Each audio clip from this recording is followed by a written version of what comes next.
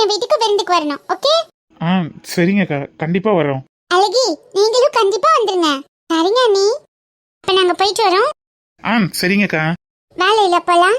தாய் கிழவி சமைக்கலைன்னு பீரை வாங்கி திங்கிறது கண்டிப்பா இருக்குடி. இரு, நான் அதை போய் கூட்டிட்டு வந்துடுறேன், நீ வெயிட் பண்ணு. சீக்கிரம் வேலையில.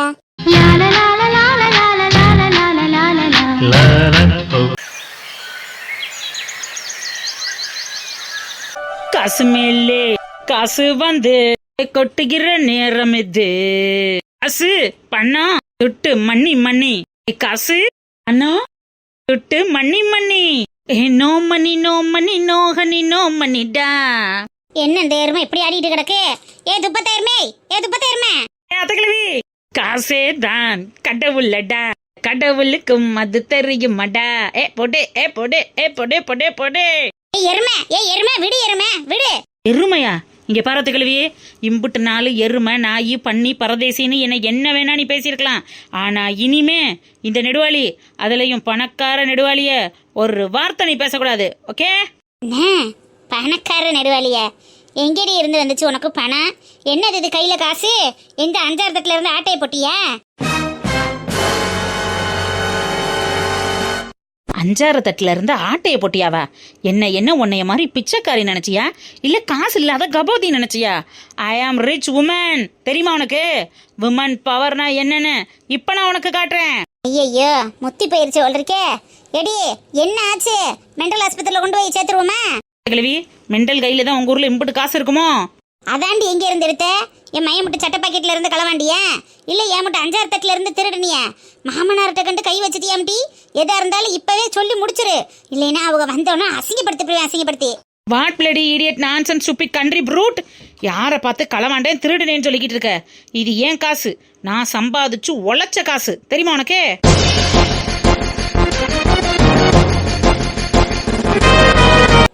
நீ சம்பாரிச்சு உழைச்ச காசா? என்னடி சொல்ற? பார், 1 ரூபா 2 ரூபா இல்ல, 30,000. 30,000னா உனக்கு தமிழ்ல அர்த்தம் தெரியுமா தகிழவி? ஏன் நீனே சொல்லுவேன். அதானே பார்த்தேன். அன்எஜுகேட்டட் பெலோ, உனக்கு எப்படி 30,000க்கு அர்த்தம் தெரிய போகுது? 30,000 ரூபா. 30,000 ரூபாய்க்கு சைஃபர் எத்தனைன்னு தெரியுமா? உனக்கு எங்க அதெல்லாம் தெரிய போகுது? பெரிய லெவல்ல வரவு செலவு பண்ணாத்தானே உனக்கு தெரியும். உன் மயம் கொடுக்குற 1000 2000 தட்டுல 5000 தட்டுல வச்சுக்கிட்டு அதை ஒழிச்சு வச்சு குடும்பம் நடத்துற உனக்கு எங்க இந்த 30,000ஓட அருமை புரிய போகுது அத்த கிழவி? இம்புட்டு காசையும் கல்லால இருந்து களவாண்டுட்டு வந்துட்டியாம்டி. இரு, அன்னைக்கு போய் போட்டு கொடுக்குறேன். எப்ப பார்த்தாலும் களவாண்டியா திருநியா ஆட்டையை போட்டியா அள்ளிட்டு வந்துட்டியா? இதை தவிர உனக்கு ஒரு பேச்சே கிடையாதா? இந்த 30,000 நான் உழைச்சு சம்பாரிச்ச உண்மையான பணம். இதை நான் என்ன வேணா பண்ணுவேன், எப்படி வேணா செலவு பண்ணுவேன். அதை கேட்கறதுக்கு உனக்கு மட்டும் இல்ல, உன் பையனுக்கு கூட ரைட்ஸ் கிடையாது, தெரியுமா கிழவி? என்ன ஒன்னும் புரியாம நிக்கிறியோ? ஆமா. குரலு கிணத்தை தாண்டி உள்ள பாதாளத்துக்கு போகும்போதே தெரியுது. இங்க பாரத கிழவி, இது 1 மாசம் இந்த நெடுவாளி உழைச்ச உழைப்புக்கான ஊதியம், எங்க கடையில இருந்து எனக்கு கொடுத்த சன்மானம், அதாவது என்னோட மாச சம்பளம்.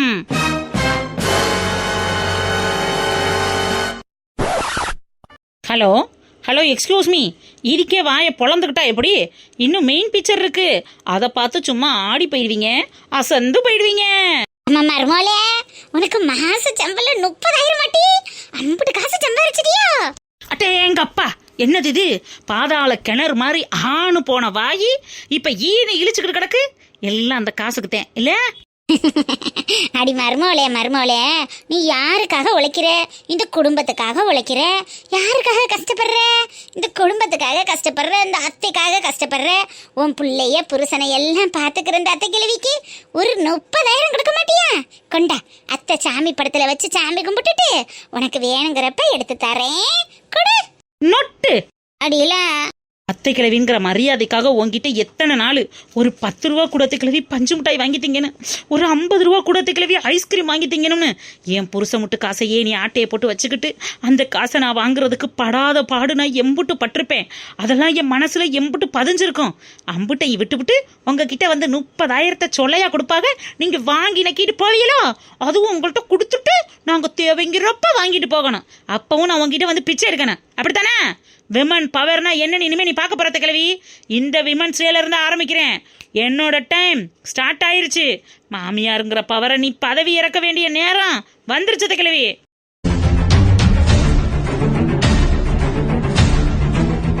அப்ப நீ தரமாட்ட அப்படித்தானே? No, never. முடியவே முடியாது, கொடுக்கவே மாட்டேன். ஒரு கட்டி போ. எனக்கு என்ன வந்துச்சு? என் மையமுட்டு சம்பாத்தியத்தை என்னால் செலவு பண்ண முடியாம தெரியுறேன். இவ விட்டு காசு பெரிய இந்த காசா? போடியே.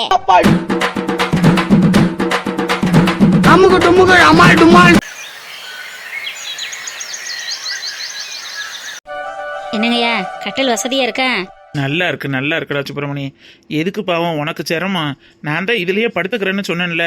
இருக்கட்டும்யா. அப்புறம் ஆப்ரேஷன் பண்ண உடம்பு சும்மா சேர்லையும் கீழேயும் உட்காந்துருந்தா எப்படி இருக்கும்? அப்புறம் அதனால ஏதாவது ஒண்ணுனா என்ன செய்யறது? வாங்கின வரைக்கும் ஒண்ணும் இல்ல. இருக்கட்டும் இருக்கட்டும். உனக்கு சிரமத்தை கொடுக்குறமேன்னு தாண்டா சங்கடமா இருக்கு. வேற என்ன? அதெல்லாம் ஒரு சங்கட்டமும் இல்லையா. என்ன சங்கட்டம்? ஐயா, உங்ககிட்ட ஒண்ணு கேட்கணும். சொல்லுடா சுப்பிரமணி. இல்லைங்கய்யா, வரப்பு வேலையெல்லாம் அப்படி இப்படி கிடக்கு. இனிமே வயலுக்கு போய் வேலை பார்க்கறதா என்னங்கிறத நீங்க தான் சொல்லணும். ஏன்டா அப்புறம் பார்க்காம என்ன செய்ய போற? இல்லையா, நீங்களே வீட்டை விட்டு வந்துட்டிய, அப்புறம் அதை போய் பார்த்தா அதனால எதுவும் பிரச்சனை வராதான்னு கேட்டுக்கறலாம்ல. வீடு என் தாத்தன் கட்டின வீடு, பேரனுக்கு தான் சொந்தம்னா அந்த நாய் சொன்னதுக்காக நான் வெளியே வரல. அந்த நாய் முகத்துல முழிக்கிறதுக்கோ அவன் இருக்கிற இடத்துல இருக்கிறதுக்கோ எனக்கு பிடிக்கல. அதனால நான் கிளம்பி வந்தனே தவிர மற்ற எதையும் விட்டு கொடுக்க வேண்டிய அவசியம் எனக்கு இல்லடா. நீ எப்போதும் போல போய் வேலையை பாரு, வெட்டியை பாரு. அதுக்காண்டி ஆளாக்கி வச்சதெல்லாம் அந்த நாய்க்காக அழிச்சிட்டு தெரிய முடியுமா?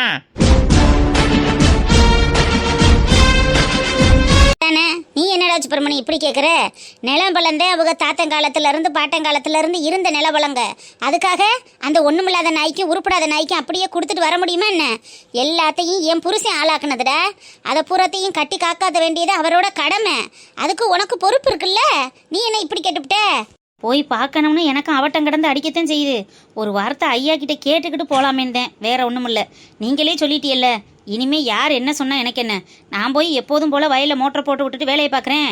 அப்படி பாரு, எந்த நாயும் உன்னைய கேள்வி கேட்க முடியாது. அப்படி எவனாவது ஏதாவது கேட்டா நான் பாத்துக்கிறேன். சரிங்க ஐயா. சரி, வாங்க பெருமாளையா. என்னையா உன் முதலாளி இப்ப எப்படி இருக்காரு? உடம்புக்கெல்லாம் பரவாயில்லையா? வாங்க பெருமாளண்ணே, வாங்க தம்பி. வாரம்தா. என் நண்பே எப்படி இருக்கான்? எலே டவுசரு, ஐயாட்ட பேசிட்டு இருங்க. இந்த வய வரைக்கும் போயிட்டு வந்துடுறேன். எலே ஒரு முக்கியமான விஷயம் பேசணும்டா. இரு, அப்புறம் போய்க்கிடலாம். சரிங்க ஐயா. வாயா பெருமாளே. என்னடா டவுசரு இப்படி போய் படுத்துக்கிட்டியடா? இப்போ உடம்புக்கு எப்படி இருக்கேன்ல. என் சுப்பிரமணி இருக்கிற வரைக்கும் எனக்கு ஒரு குறையும் வராது. இந்த அதான் குத்துயிரும் குளவுயிருமா கிடந்தவன தூக்கி காப்பாத்தி கொண்டுட்டு வந்து சேர்ந்துட்டேன்ல. என்னமோ நெசந்தாம்ப்பா. இந்த மாதிரி ஒரு விசுவாசி கிடைக்கிறதெல்லாம் எல்லாருக்கும் அமையாது. உட்காருங்கண்ணே, இந்த டீ போட்டு கொண்டுட்டு வரேன். ராசு உட்காருப்பா. இருக்கட்டும்க்கா. ஐயா உடம்புக்கு இப்ப எப்படி இருக்கு? அதெல்லாம் ஒரு குறையும் இல்லப்பா. இப்ப நல்லா இருக்கேன். ஆப்ரேஷன்லாம் நல்லபடியா முடிஞ்சிருச்சு. சரியா டவுசரு, ஆப்ரேஷன் முடிஞ்சு நீ நல்லபடியா வந்ததுக்கு அப்புறம் தான் இதை பேசணும்னு இருந்தோம். அதான் ஊர் பொதுக்காரிய ஒரு விஷயமா உன்கிட்ட பேசணும். சொல்லுடா பெருமாள், என்ன விஷயம்? பங்குனி திருவிழாவுக்கு மாசி கடைசியிலேயே காப்பு கட்டிடுவோம். பங்குனி திருவிழா எப்படியும் வாரத்தில் நம்ம வச்சு ஆகணும். உனக்கு உடம்புக்கு முடியலைங்கிறதுனால தான் இம்புட்டு நாள் வெயிட் பண்ணிக்கிட்டு இருந்தோம். இப்போ நீ வந்ததுக்கு அப்புறம் தான் காப்பு கட்டுறதை பற்றி பேசணும்.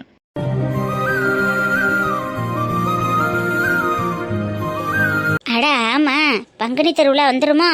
பால் குடம் எடுக்கிறவங்க, தீச்சட்டி எடுக்கிறவங்க, வேல் போடுறவங்கெல்லாம் 8 நாளுக்கு முன்னாடியே காப்பு கட்டி விரதம் இருப்பாங்க. நம்ம பங்குனி தேதியில் திருவிழாவை ஆரம்பிச்சிடணும். நீ வந்ததுக்கு அப்புறம் தான் திருவிழாவை பேசணும்னு இருக்கோம். இப்போ உன் உடம்பு இருக்கிற கண்டிஷனில் எப்படி எடுத்து நடத்த போகிறோம்னு தெரியல. அதான் ஒரே யோசனையாக இருக்கு. ஐயாவுக்கு முடியலைங்கிறதுனால அடுத்த வருஷம் திருவிழாவை தள்ளி வச்சுக்கலாமான்னு தோணுது. ஐயா தான் என்னன்னு விவரத்தை சொல்லணும். ஐயோ, அது எப்படிப்பா? கோயில் காரியத்தை தள்ளி வைக்கிறதெல்லாம், அதுவும் எனக்காக தள்ளி வைக்கிறது, அதெல்லாம் நல்லா இருக்காது. வருஷம் திருவிழா நடக்கிறபடி நடந்தே தீரணும். வருஷம் ஓன் தலைமையில தான் திருவிழா நடக்கும்.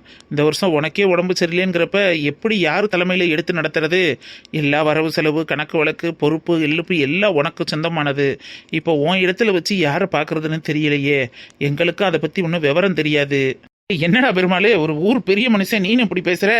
நாளைக்கே எனக்கு ஏதாவது ஒன்று வந்து நான் செத்து போயிட்டேன்னா அதுக்கப்புறம் ஊரில் திருவிழாவே கொண்டாட மாட்டீல? திருவிழாவே எடுத்து நடத்த மாட்டீல? யார் ஆயுசை யாரா கண்டா? யாராவது ஒருத்தர் முன்னே நின்று முதன்மையாக செஞ்சு தானே ஆகணும். ஐயா, அதுக்காக என்ன வார்த்தை சொல்றிய? ஐயா மனுஷா, அதுக்காக இப்படித்தான் சொல்லுவீர? உசுறு போய் உசுறு காப்பாற்றி கூட்டிட்டு வந்திருக்கோம். இந்த நேரத்தில் திருவிழா நடத்தணும்னா அதுக்கேற்றது மாதிரி பேசும். என்னத்த பேச்சு பேசுறீரே? நெருப்புன்னா சுற்றுமா? ஒரு சொல்லு கடமைக்கு சொல்றேன். இவங்க நான் இல்லைன்னா ஒன்றும் பண்ண முடியாதுங்கிறது மாதிரி பேசுறாங்களே. எனக்கு மட்டும்தான் ஊர் பொறுப்பு இருக்கான்னு? எல்லாருக்கும் ஒவ்வொருத்தருக்கும் ஊர் பொறுப்பு இருக்கத்தானே செய்யுது. பொறுப்பு இருக்கிறதெல்லாம் வாஸ்தவம் தான் டவுசரு. ஆனால் எடுத்து நடத்துகிற தலைமை உன் தலைமையில் தானே இம்புட்டு கிளம்பும் நடந்துக்கிட்டு இருந்துச்சு. பொறுப்பு இருக்குங்கிறதுக்காக எல்லார் கையிலையும் நம்ம பொறுப்பை கொடுத்துட முடியாதுல்ல. அதுக்குன்னு ஒரு ஆள் வேணும்ல. உனக்கு ஆளு தானே வேணும். ஐயா, ஆள் இருந்தால் மட்டும் பத்தாது, பொறுப்பான ஆளு வேணும். ஊர்ல உள்ள அம்மன் நகையெல்லாம் பொறுப்பா பாத்துக்கிறதுக்குன்னு ஒரு இது வேணும்ல. அதுக்கு ஏனாதானு ஒரு ஆளை நியமிச்சிட முடியாதுல்ல. இல்லை, என் இடத்துல நின்று கோயில் பொறுப்பு அத்தனையும் நிதானமா செஞ்சு கொடுத்து கடைசியில அம்மன் கழுத்துல இருக்கிற நகையை கலட்டி ஊர் பொறுப்புல ஒப்படைக்கிறது வரக்கட்டேன். என் விசுவாசி சுப்பிரமணி இருக்கேன். இதுக்கு மேல வேற ஆள் வேணுமா?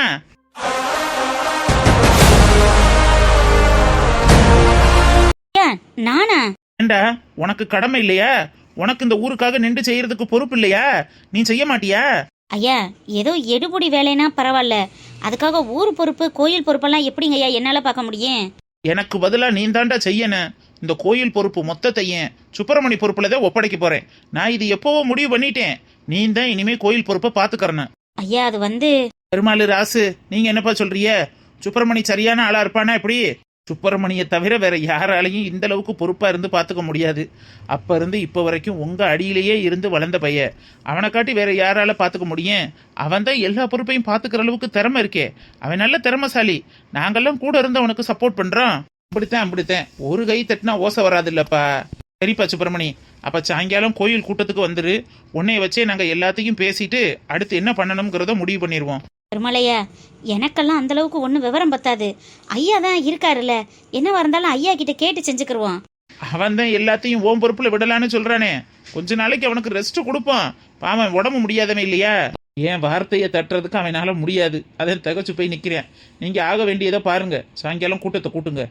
சரி டவுசரு, அப்ப கோயில் நகை ஐயா, காப்பு கட்ட நாள்ல இருந்து 8 நாள் திருவிழாவுக்கும் கோயில் நகையை அம்மன் கழுத்துல போட்டிருக்கணும்.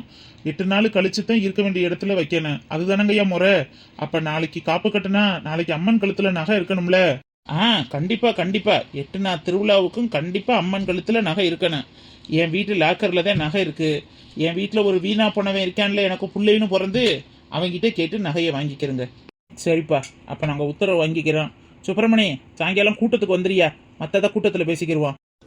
சரிங்க ஐயா. ஐயா, அப்ப நாங்க போயிட்டு வரோம். சரிப்பா ராசு, போயிட்டு வா. உடம்பு பாத்துக்கடா, பத்திரமா இரு. உடம்புக்கு என்ன ஆக போகுது? இருக்கேன்.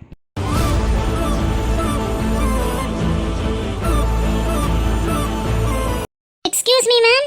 S, come in. யார் மணி? நெடுவாளி மேடம் இருக்காங்களா? நெடுவாளி மேடமா? என்னையில இருந்து அந்த நாயி மேடம் ஆச்சு? என்ன எங்க வந்து யாரை கேட்டுக்கிட்டு இருக்க? நெடுவாளி மேம் பார்லருக்கு கால் பண்ணி ஆள் வேணும்னு சொல்லியிருந்தாங்க, அதான் நான் வந்தேன். மேம் இருக்காங்களா? சிஸ்டர், நான் தான் நெடுவாளி மேடம். வாங்க, வந்து உட்காருங்க. ட்ரீட்மெண்ட்டை ஸ்டார்ட் பண்ணலாம். ஏட்டி, என்ன ட்ரீட்மெண்ட்? நல்லா தானே இப்படி நேரம் ஆடிக்கிட்டு இருந்த. ஐயோ அத்தக்கிழவி, உன்னை மாதிரி ஓல்டு லேடிக்கெல்லாம் அது புரியாது. இது ஃபேஸ் ட்ரீட்மெண்ட். அதனால தான் பியூட்டி பார்லர்ல இருந்து டைரக்டா வீட்டுக்கு ஆள் வர வச்சிருக்கேன். நான் இப்ப ட்ரீட்மெண்ட் எடுக்க போறேன். காசை காலி பண்றதுக்கு ஆளை கூப்பிட்டுருக்க, அதுக்கு கடையிலேயே போய் எதையாவது அப்பிட்டு வர வேண்டியதானம் டீ? வீட்டுக்கு எதுக்கு கூப்பிட்டுருக்க? நோ அத்தக்கிழவி, கடையில போய் வெயிட் பண்ணி டைம் வேஸ்ட் பண்ணி நோ. நான் ஒரு பிசினஸ் உமன். என்னோட டைம் எல்லாம் நான் குவாலிட்டியா ஸ்பெண்ட் பண்ணணும். அதுக்கு போய் அங்க உட்காந்துக்கிட்டு டைம் வேஸ்ட் பண்ணா எப்படி அத்தக்கிழவி? அதனாலதான் பார்லர்ல இருந்து அவங்கள நேரடியா வீட்டுக்கே வர வச்சுட்டேன். ஆமா மேம், அதனால்தான் மேம் வர சொன்னவனே வந்துட்டேன். வீட்டுக்கு வந்தா காசு உண்டன கொடுக்கணும்ல. ஆமா மேம், டபுள் பேமெண்ட் சார்ஜ் பண்ணுவோம். டபுள் பேமெண்டா? நடத்தட்டும், என்னமோ செய்யட்டும். நம்மளுக்கு என்ன வந்துச்சு? இந்த 30,000 3 நாள்ல 3 நிமிஷத்துல காலி பண்ணிட்டு நாய் தலையில துண்டை போட்டுட்டு உட்கார போகுது. என் மையன் நெட்டப்பட்ட சொல்லி போடுன்னு போட்டு புழக்க எடுக்க போறேன். இப்ப அதுதான் நடக்க போகுது. நடக்கட்டும். நம்ம எதையும் வாயை திறக்க கூடாது. சிஸ்டர், ட்ரீட்மெண்ட்டை ஸ்டார்ட் பண்ணலாமா? ஓகே மேம், நான் ரெடி தான். எல்லாமே கையோட எடுத்துட்டு வந்துட்டேன். எக்ஸ்கியூஸ் மீ ஓல்டு லேடி, கொஞ்சம் ஓரமா போய் உட்காந்துக்கிறீங்களா? நாங்க ட்ரீட்மெண்ட் ஆரம்பிக்கணும். நடத்து. கொஞ்சம் சாஞ்சிருக்கிறது மாதிரி ஏதாவது சேர் இருக்குங்களா? சோஃபால உட்காந்தா செட் ஆகாதா? மேம், பெடிக்யூர் மெடிக்யூர் ஹேர் ரோல்லாம் கேட்டிருக்கீங்கல்ல, அதுக்கு இது கொஞ்சம் செட் ஆகாது. ஓகே ஒரு நிமிஷம் இருங்க. என் புருஷன் ஆபீஸ் வேலை பார்க்குற சேர் இருக்கு, அதை அப்படியே தூக்கிட்டு வந்துடுறேன். சுத்தி வெட்டுங்க, சுத்தி. ஓகே மேம், அதை எடுத்துட்டு வாங்க. அது என் புள்ள ஆபீஸ் வேலை பார்க்குற சேரம் டீ. இப்போ என்ன ஆஃபீஸ் வேலையை ஆஃபீஸில் மட்டும் பார்த்தா போதும், வீட்டில் எதுக்கு வந்து பார்க்குறாரு? அதனால தான் பொண்டாட்டி பிள்ளைன்னு எதையுமே கண்டுக்க மாட்டேங்கிறாரு. இனிமேல் ஆஃபீஸ் வேலை ஆஃபீஸோட வீட்டு வேலைன்னு அப்படியே வச்சிடணும். இல்லைன்னா அந்த குடும்பமாக இருக்காது. தள்ளது கிளவியே பகுமானமாக உட்காந்துருக்காங்க. இந்தா புள்ள இங்க செத்தவாவே. சொல்லுங்க பாட்டியம்மா, உங்களையும் பியூட்டி ஆக்கணுமா? அதுவும் நல்ல முடியும். உங்களோட வயசு 20 வயசு குறைஞ்சது மாதிரி அழகுபடுத்திடுவேன். நான் பண்ணட்டுங்களா? அதெல்லாம் எனக்கு வேணாம். பெடிக்யூரு மெடிக்யூருனாலே அப்படின்னா என்ன? பெடிக்யூர் மெடிக்யூர்னா காலு கையெல்லாம் அழகு க்ரீம் போட்டு க்ளீன் பண்ணி அவங்களுக்கு நெயில் பாலிஷ் எல்லாம் வச்சு விட்டு புது கால் மாதிரி, அதாவது பிறந்த குழந்தையோட கால் மாதிரி ரெடி பண்ணி கொடுத்துருவோம். அந்த மாதிரி நம்ம காலும் கையும் ரொம்ப ஸ்வீட்டா சாஃப்டா இருக்கும் பாட்டியம்மா. உங்களுக்கும் வேணும்னா பண்ணி விடட்டுமா? அதெல்லாம் சோப்பு போட்டு குளிக்காத ஒன்ற வேலை. எனக்கு என் வீட்டில் இருக்கிற லைபாய் சோப்பே போதும். என் காலு பல பல பலபலான்னு மின்னு. அந்த நாய்க்கு வேணும்னா போடு கிரீம். உங்களோட கேர் ரொம்ப கேர்லா இருக்கு. அது வேணும்னா நம்ம ஸ்ட்ரைட்டைன் பண்ணுவோமா? இந்தாம்மா போ அங்கிட்டு. அதெல்லாம் எனக்கு ஒண்ணு வேணாம். ரைட்டைன் பண்றாங்க ரைட்டைன். உங்களுக்கு டை வேணும்னாலும் நான் கொண்டுட்டு வந்திருக்கேன். உங்களுக்கு டை அடிச்சு விடட்டுமா? ஐயோ சிஸ்டர், ஆல்ரெடி எத்த கிழவி 10 நாளைக்கு ஒரு தடவை அடிக்கிற டை தான். ஆனாலும் பாருங்க மண்டை இப்படி வெளுத்து போனது மாதிரி ஆயிரும். அது பல்ல பொழந்துக்கிட்டு அது வயசை காட்டத்தான் செய்யும். நீங்க வாங்க நம்ம வேலையை பார்ப்போம். இன்னும் கொஞ்சம் நல்ல டை ஆக போறவங்களுக்கு எதுக்கு டையு?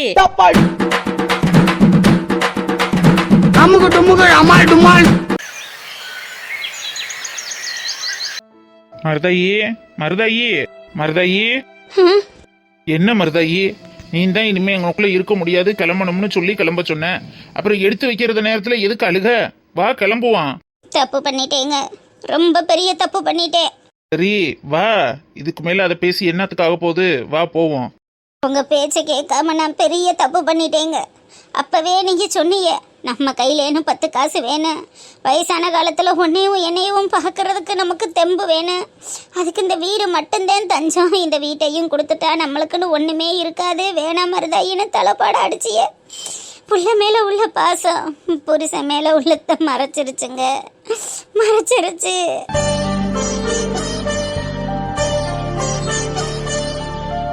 சொல்லத்தான் செஞ்சேன், நீ கேட்கலையே, நான் என்ன செய்ய? அன்னைக்கு அவன் பாவமா வந்து நிக்கையில அவனும் அவன் குடும்பமும் மட்டும்தாங்க என் கண்ணுக்கு தெரிஞ்சிச்சு. நமக்கு என்ன வயசாயிருச்சு, இனிமே நம்ம என்னத்தையோ வெந்ததை திண்டுட்டு விதி வந்தா போய் சேருவோம்னு அசாலிட்டா இருந்துபிட்டேன். இன்னைக்கு அதுவே எனக்கு வினையா வரும்னு நான் நினைக்கலையே. உன் மருமக செய்தி தெரிஞ்சதுனாலதான் நான் அப்பவே சொன்னேன், வேணாண்டி எழுதி கொடுக்க வேணாம், நாளைக்கு நம்ம தான் நடு ரோட்டில் நிற்போம், அவள் வீட்டில் இருந்துட்டு விரட்டி விட்டுருவா, எழுதி கொடுக்காதேன்னு சொன்னேன். நீ கேட்கலையே, நான் என்ன செய்ய? அந்த பொம்பளை பிள்ளைக்கு கூட எண்ணத்தையும் கொடுக்கலையே, அவளுக்கு கொடுத்துருந்தா கூட மனசாரி இருக்கா. இன்னைக்கு உனக்கு கொடுத்தோங்கிற பேர்னால அவள் வீட்டு வாசலில் போய் நின்று எண்ணத்தையோ ஒரு 10 பாத்திரத்தை தேய்ச்சினாலும் என்னத்தையோ பிள்ளைகளுக்கு நல்லது கெட்டதை பார்த்துட்டுனாலும் கஞ்சி குடிச்சிருக்கலாம். அவளுக்கு 10 காசு கூட கொடுக்கலையங்க. இன்னைக்கு அவள் வீட்டுக்கும் போய் நிற்க முடியாது.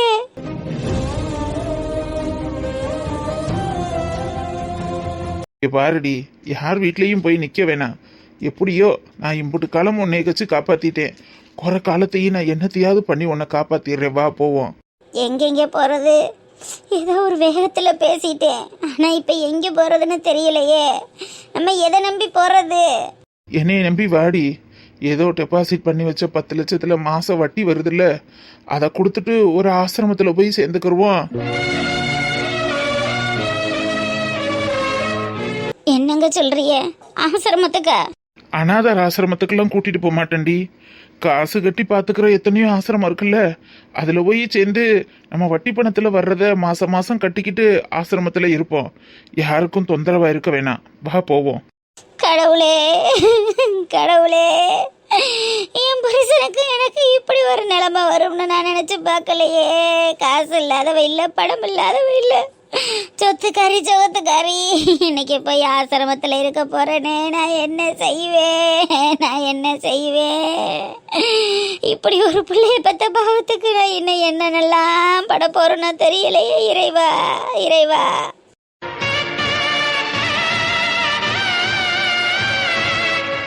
மருதாயி, நம்மளை காட்டி பெரிய பெரிய கோடீஸ்வரவுகள்லாம் மருமக்கமார்களோட இருக்கிறது பிடிக்காம இந்த மாதிரி ஒரு 2000 3000 5000 காசை கட்டி ஆசிரமத்தில் வந்து தங்கிக்கிட்டு பேசாமல் இருக்கிற கொலை பொழுதையும் நிம்மதியாக போக்கும்னு வந்து இருக்கிறவங்க இருக்காக மருதாயி. புள்ளை இல்லாதவங்க வந்து இருக்காங்க, புள்ளை இருக்கிறவங்களும் வந்து இருக்காங்க. அந்த மாதிரி நினைச்சுக்கிட்டு நமக்கும் புள்ளை இல்லைன்னு போய் தங்குவான். அன்னைக்கு வீட்டுக்கு ஏன்னா மருதாயி, அது ரொம்ப தப்பா போயிடும். அந்த பிள்ளைக்குன்னு நம்ம எந்த சொத்து பத்தோ காசு பணமோ கொடுக்கல, அதையும் போய் சங்கடப்படுத்துறது நல்லா இருக்கா? அதுவும் ஒண்ணுக்கு 2 பொம்பளை பிள்ளையில வச்சிருக்கு, வீடு வாசம் இல்லாம வாடகை வீட்டுல வந்து கஷ்டப்படுது, அந்த அடுப்புல வெந்து சாகுது. அதுகிட்ட போய் நம்மளும் பாரமா இருக்க கூடாதுமா. வேணா மருதாயி, நம்ம ஆசிரமத்துக்கே போயிருவோவா? சரிங்க, வாங்க போவோம். பொன் மீது ஆசை துறந்த கண் தூங்காத உயிரல்லவா. என்னாலதான் இவ்வளவு பெரிய பிரச்சனையும், நான் கொஞ்சம் பொறுமையா இருந்திருக்கலாம்னு தோணுது. நீ என்ன பொறுமையா இருக்கிறதுக்கு இருக்கு? அதுக்காக வீட்டுக்கு வந்த மருமகளை கை நீட்டி எடுப்பாங்க, பாத்துக்கிட்டு இருப்பாங்களா? பேசாம இரு சௌமியா. இல்லைங்க, இருந்தாலும்லாம் ஒன்றும் இல்லை. நானே அவங்க போறதை நினைச்சு கவலைப்படல, நீ ஏன் கவலைப்பட்டுட்டு இருக்க? அவங்களுக்கெல்லாம் வெளியில போய் பட்டு வந்தாதான் தெரியும். மிஞ்சி போனா எங்கே போவாங்க? அந்த அன்னைக்கிளி வீட்டுக்கு போவாங்க. வரட்டும் பாத்துக்கறலாம். அன்னைக்கிளி வீட்டுக்கு போனா நமக்கு தானேங்க அசிங்கம். ஏன் அசிங்கம்? நீ ஏன் அப்படி நினைக்கிற? மாசம் வட்டி பணத்தை வாங்கி யாருக்கு கொடுக்குறாங்க? டெபாசிட் பண்ணி வச்சிருந்த வட்டியில வர்றத பூரா அன்னைக்கிளிக்கு தானே கொண்டு போய் கொடுக்குறாங்க. வீட்டுல உள்ளது எல்லாத்தையும் அரிச்சு பொறுக்கி கொண்டு போய் அவ குடும்பத்தை வளர்த்து விடுறது. இப்போ வந்து குத்துது குடையுதுன்னா அவ உட்காந்து பார்க்கட்டும், அதை பத்தி ஒன்றும் பிரச்சனை இல்லை. 4 நாளைக்கு தின்னுட்டு 4 நாத்து வேற வழியே இல்லாம வந்துதான் ஆகணும். அன்னைக்கு பாத்துக்குருவோம். உங்களுக்கு ஒன்றும் வருத்தம் இல்லையே? இதுல வருத்தப்படுறதுக்குலாம் எதுவுமே இல்லை சௌமியா, நான் ரொம்ப தெளிவா இருக்கேன். உங்களுக்கு கஷ்டம் இல்லைன்னா எனக்கும் ஒன்றும் இல்லைங்க. எனக்கெல்லாம் எந்த கஷ்டமும் இல்லை, நீ நிம்மதியா இரு. வா மருதாயி, நான் பேக்க தூக்கிக்கிறவா? வேணாங்க, நான் தூக்கிட்டு வரேன். வீட்டுல யாருமா? உள்ள யார் இருக்கீங்க? யாரா இருந்தாலும் வெளில வா. ஏய், வீட்டுல யாருமா? குமரு சார், அதான் கதை உடைச்சிட்டு உள்ளே இருக்காங்க போல. 4 தட்டு தட்டுங்க சார். வீட்டுல யாருமா? யாருமா நீங்க? இந்த வீட்டாளுங்களா? ஆமாங்க ஐயா. உங்களுக்கு யார் வேணும்? மருதாயி மாரியப்பன் யாருமா? நாங்க தான் சார், என் பொண்டாட்டி பேரு தான் மருதாயி. சொல்லுங்க சார், என்ன விவரம்? உங்க பையன் பேரு தானே ராஜேந்திரன் சௌமியா? உங்களுக்கு பிள்ளைகளே கிடையாது சார், நாங்க ஒரு அனாதை. என்ன சார், என்ன வேணும்? ராஜேந்திரன் சௌமியாங்கிறது யாருமா? நான் தான் சார் சௌமியா, என் ஹஸ்பண்ட் தான் ராஜேந்திரன். ஏன் சார், என்ன விஷயம்? இந்த எலக்ட்ரானிக் ஷோரூம் வச்சிருக்கியா? ஆமா சார். உங்க அம்மா அப்பா தான் இவங்களா? ஆமா. என்னையவும் உன் பொண்டாட்டியவும் அரெஸ்ட் பண்ணி உள்ளத்துல சொல்லி கோர்ட்ல இருந்து ஆர்டர் வந்திருக்கு.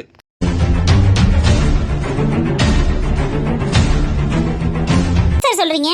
நானும் என் ஹஸ்பண்டும் கௌரவமா ஒரு ஷோரூம் வச்சு ரன் பண்ணிட்டு இருக்கோம். எங்களை அரெஸ்ட் பண்ண சொல்லி உங்களுக்கு யாரு சார் ஆர்டர் கொடுத்தது? அதானே, எங்க பேர்ல கம்ப்ளைண்ட் பண்ணது யாரு சார்? இந்த கிழவனும் கிழவையுமா?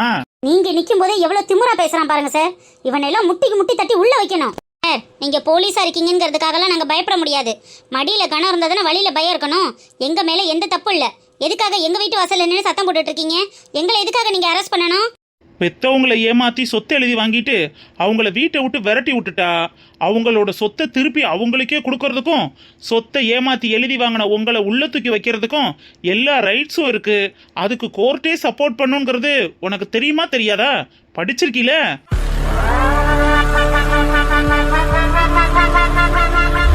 என்ன சார், என்ன புதுசா சொல்றீங்க? மிஸ்டர், பெத்தவங்களை ஏமாத்தி சொத்து எழுதி வாங்கிட்டு அவங்கள விரட்டி விட்டுட்டா உன்னை அப்படியே விட்டுருவாங்களா? கன்சியூமர் கோர்ட்ல ஃபைல் பண்ணா உங்களை தூக்கி உள்ள வைக்கிறதுக்கு எல்லா ரைட்ஸ் இருக்கு. எங்களுக்கு கம்ப்ளைண்ட் வந்திருக்கு, அதனால தான் நாங்க ஆக்ஷன் எடுக்க வந்திருக்கோம். எங்க மேல கம்ப்ளைண்ட் கொடுத்தது யாரு நாங்க தெரிஞ்சுக்கலாமா? நான் தான் கொடுத்தேன்.